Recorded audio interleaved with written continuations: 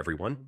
In this guide, I'll walk you through how to log in to your Dola AI account in 2026, step by step, so you can access your AI assistant quickly and without any issues. First, open your preferred web browser and go to the official Dola AI website. Make sure you're on the correct site to keep your account secure. Once the homepage loads, look for the Login button. It's usually located at the top right corner or clearly visible on the main screen.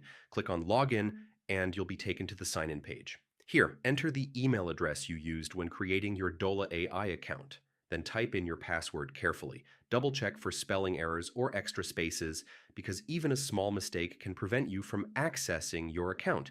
If you forgot your password, click on the Forgot Password option. Enter your registered email address and follow the instructions sent to your inbox to reset your password securely. If you don't have an account yet, click on Sign Up instead.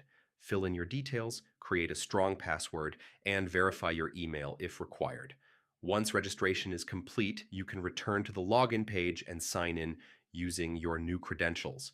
After successfully logging in, you'll be able to access your dashboard, manage settings, and start using Dola AI's features seamlessly. And yeah, that's it. Logging into Dola AI is simple once you know where to click and what to enter.